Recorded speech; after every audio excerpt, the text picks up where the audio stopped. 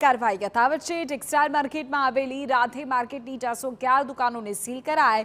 Shri Om textile માર્કેટની 111, હિરપરાની 75 દુકાનો seal કરવામાં આવી।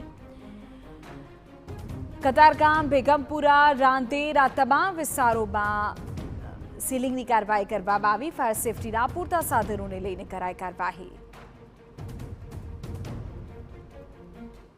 રાજકોટની અંદર આગની દુર્ઘટના બાદ તમામ શહેરોનું જે તંત્ર છે તે કામે લાગ્યું છે।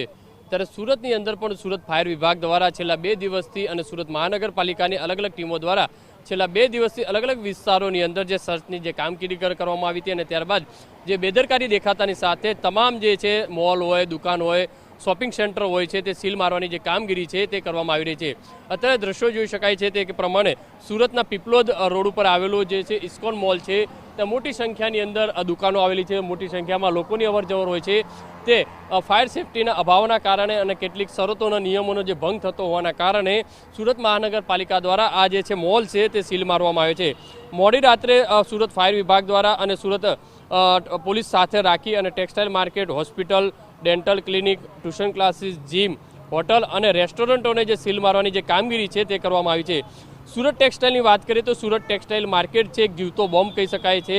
અલગ અલગ 411 દુકાનો છે તે સીલ કરવામાં આવી છે। તેમજ જે ઓમ ટેક્સટાઇલ માર્કેટની અંદર 111 ઉપરાંત હરિપન્ના ટેક્સટાઇલ માર્કેટની અંદર 25 દુકાન, વરાછા ઝોનની અંદર ટર્નિંગ પોઈન્ટ કોમર્શિયલ જે બિલ્ડિંગ છે તેની અંદર 57 દુકાનો જેટલી જે સીલ મારવાની જે કામગીરી છે તે કરવામાં આવી છે। કતારગામની અંદર અલગ અલગ જે જીમ છે તેને પણ સીલ મારવાની જે કામગીરી છે તે ફાયર વિભાગ દ્વારા કરવામાં આવી છે। મહત્વની વસ્તુ એ છે કે રાજકોટની અંદર જે દુર્ઘટના બની ત્યારબાદ અલગ અલગ તંત્ર છે તે કામે લાગ્યું છે, પણ ખરેખર મહત્વની વસ્તુ એ પણ સામે આવી રહી છે। સવાલો એ ઊભા થઈ રહ્યા છે કે ફાયર વિભાગ દ્વારા, સુરત મહાનગરપાલિકા દ્વારા આ કામગીરી છે કેટલા સમય સુધી ચલાવશે તે એક મોટો સવાલ છે। કારણ કે અત્યારે જે સરકારને બતાવવા પૂરતી જે કામગીરી છે તે કરવામાં આવતી હોય તેવી ચર્ચાનો જોર છે તે શરૂ થયો છે। જો ખરેખર આ રીતની જો કામગીરી કરવામાં આવે તો મોટી દુર્ઘટના છે તે ક્યાંક ને ક્યાંક ટાળી શકાય છે। કેમેરામેન સંજય ચંદ્ર સાથે બલદેવ સુથાર, TV9 સુરત।